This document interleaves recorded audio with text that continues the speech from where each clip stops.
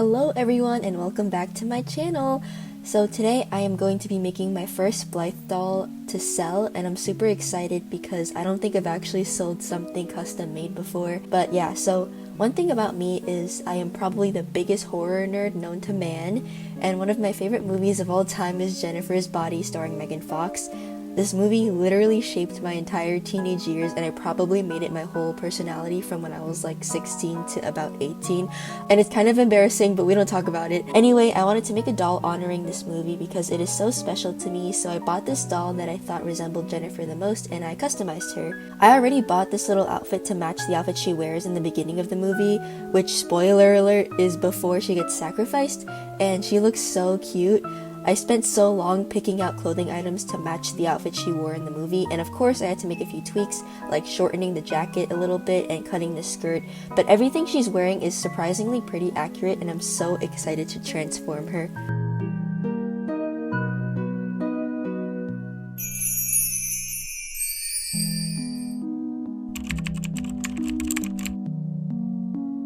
So if you're not familiar with the sanding process, I basically get sandpaper ranging from 800 grit to 2000 grit and work my way up.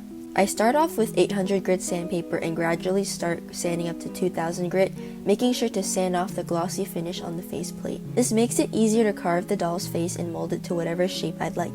The matte finish also looks more natural on the doll when you finish customizing her faceplate, and I personally like the matte over the glossy finish. If you personally like a glossy finish on your doll, you can always do all of these steps and just seal the doll's face with like a glossy sealing spray. But yeah, you want to make sure to get all of the crevices and sand off all the makeup, including the eyeshadow and lipstick. You don't have to worry too much about getting the lips because we will be carving them anyway, which will help get rid of any excess paint left behind. It also helps to have a good light source by your working area so you can see where the glossy areas are left on the face or just any scratches you forgot to smooth out with your higher grit sandpaper.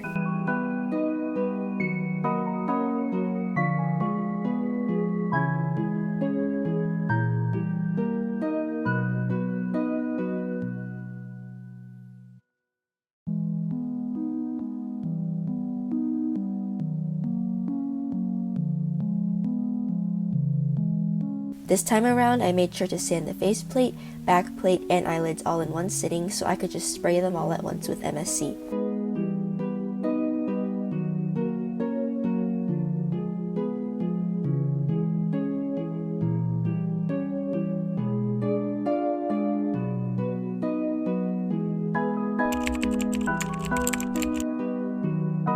The carving process is probably the most difficult part for me because I'm not super good at sculpting as of yet, but for this doll I wanted to make her lips more heart-shaped like Jennifer's, so I started carving around the lips to give them more definition.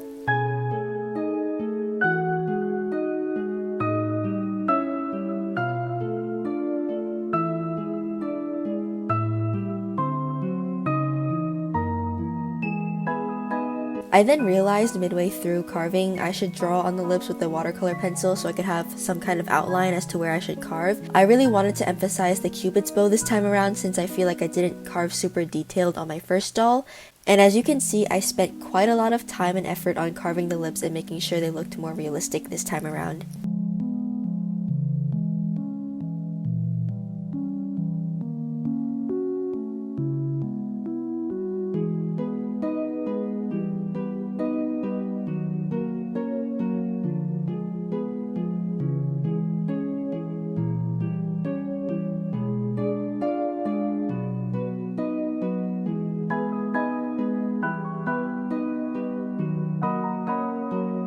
This is what the mouth looked like midway through carving, and as you can see I put a lot of definition into the cupid's bow.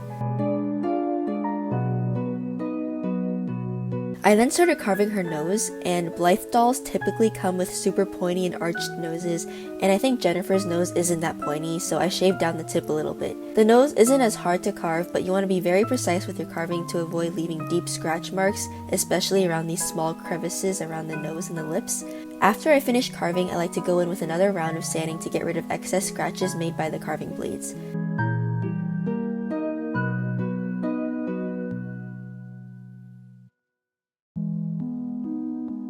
And this is the final product of the sanding and carving, and of course, I made sure to wash all of these with soap and water to get rid of the small sanding particles and any dirt.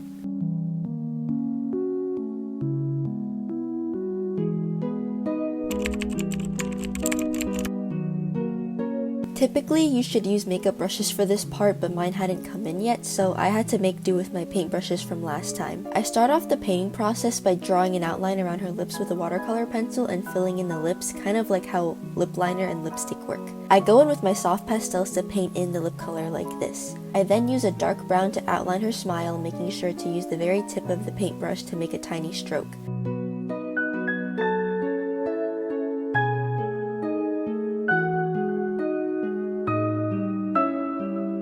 My mouth ended up looking like this after painting the base, which I thought was super cute.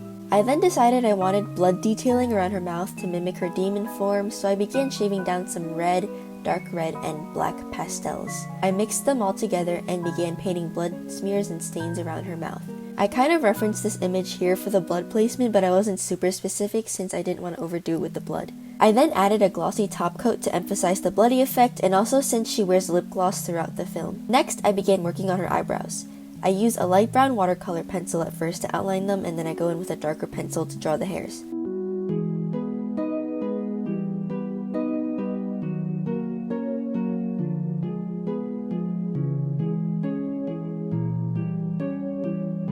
This watercolor pencil set unfortunately didn't come with black, so I had to use this dark blue and paint over that later with the black pigment. I think apart from the carving, this was up there with the difficulty of customizing this doll. I am super bad at symmetry when it comes to eyebrows, and they always come out looking like sisters and not twins, so I had to redo the eyebrows multiple times until I finally was somewhat satisfied with them, even though I still didn't think they were 100% even.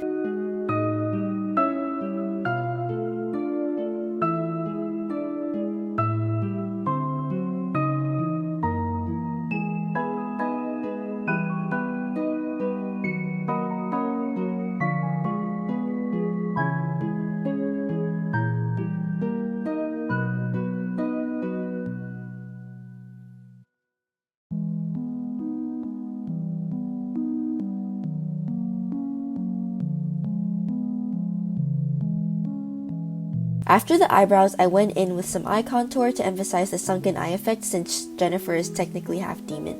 I used a light brown pigment for this part.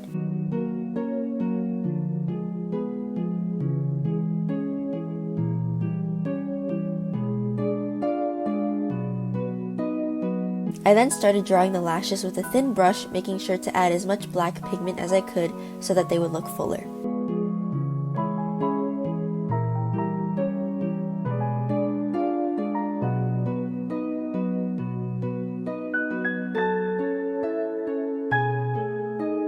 I then added some contour around the forehead and temples with the same light brown color.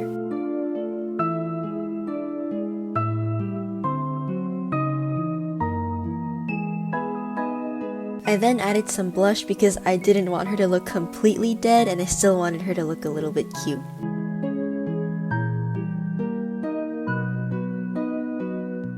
This is what the final face-up looks like. I like how the mouth turned out and she is looking super scary.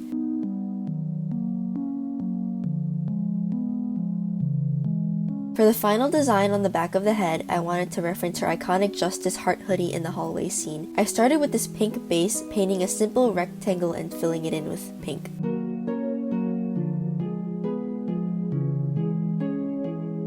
I then used a red watercolor pencil to draw the heart pattern. I outlined them at first and then colored them in.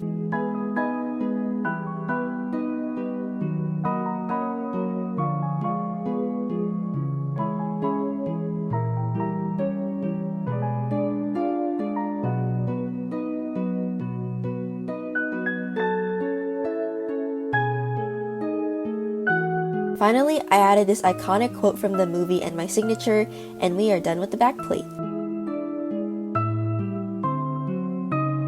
For the eyelids, I didn't do anything super special with them, I just colored them brown to match the eye contour I put earlier.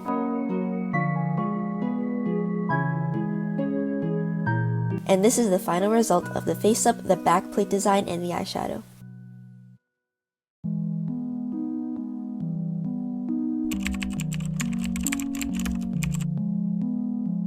For the hair, I basically washed it with shampoo and conditioner off camera since in my previous videos I accidentally dropped my phone in the water and I don't want to repeat that mistake. After I washed it, I wrapped it in a towel to dry.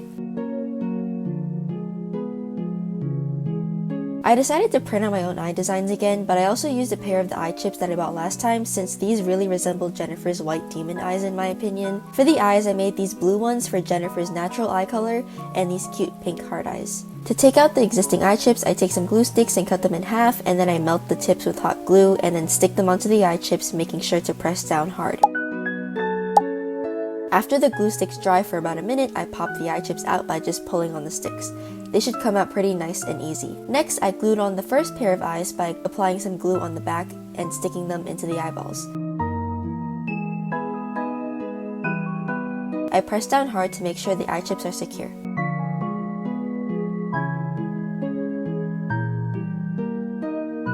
For the printed eyes, I actually purchased blank eye chips for customization, and I carefully cut out each eye, making sure not to cut too deep into the image or else there will be these weird gaps in the eyes.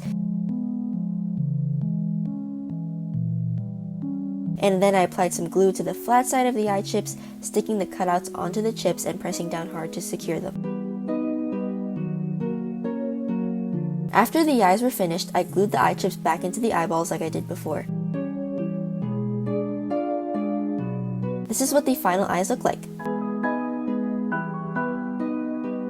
I didn't film this part, but I added my own fake lashes to the eyelids since I like the more natural look. I popped the eyes back into the eyelids and this is what they look like. I then popped the eyes back into the faceplate.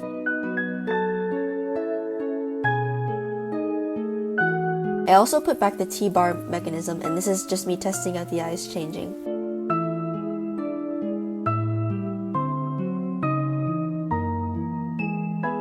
I took some string and started putting the eye mech back together by securing one string onto the bottom side of the eyes and tying it. This part is responsible for the eyes changing color. I did the same with the top part of the eye mech that opens and closes the eyelids. When I was finished, I cut off the extra string. So this was my favorite part of the whole process because the accessories I made turned out super cute. I wanted to make this tiny lighter like the one she has in the iconic lighter scene where she burns her tongue, so I sculpted it with clay and painted it with acrylic paint. I also wanted to create a tiny Fangoria magazine with the Jennifer's Body issue since it's one of my favorite magazine covers of all time, and I know a lot of Jennifer's Body fans can also agree. I also included the issue pages to make it look more realistic.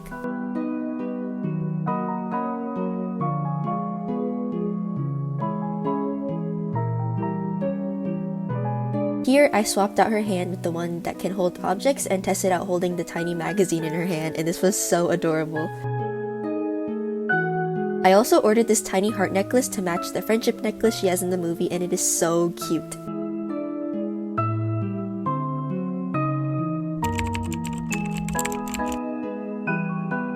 So I actually made a few tweaks since the last time I filmed this doll. I swapped out her eye chips with these blue ones because I felt the other ones were too fake looking and bright, and I also sanded down the T-bar a little to correct her gaze and give her sleepy eyes, and then I also fixed her eyelids because I wanted to add a little bit more dark brown to her eyeshadow. Here I started assembling her back together by stringing the two strings through the two holes on the back plate like this.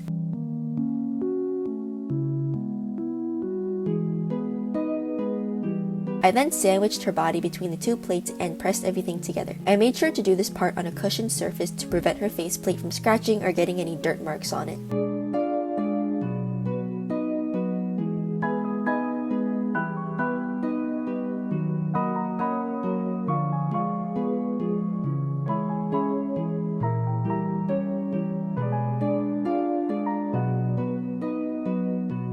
Next, I screwed the head screws back onto the back plate.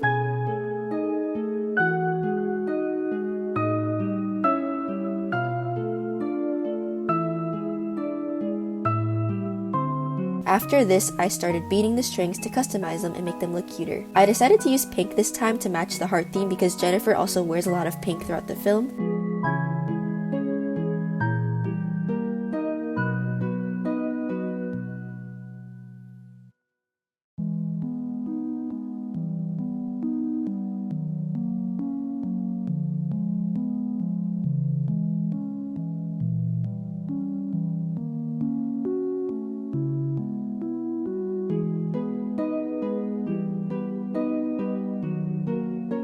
And this is what the pull strings look like after adding the beads. These beads are so cute and aesthetic, and they definitely fit the whole vibe of this project.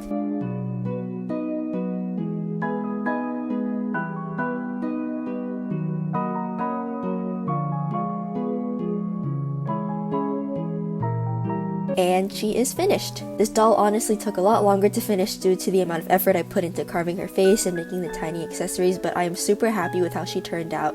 She looks so cute and scary at the same time. I hope this doll pays homage to the movie and that I did a good enough job trying to capture Jennifer in this very special doll. By the time this video is up, Jennifer should be up on my Etsy shop. This will be my first time ever selling something on my own, so I am super excited to pack her and hopefully send her out to someone willing to give her some love. Thank you guys so much for following me along on this journey, and keep an eye out for any future projects. All of my social media will be linked in the description in case any of you are curious about any of the dolls that I make in the near future. Thank you guys so much for watching, and I'll see you in the next one. Bye!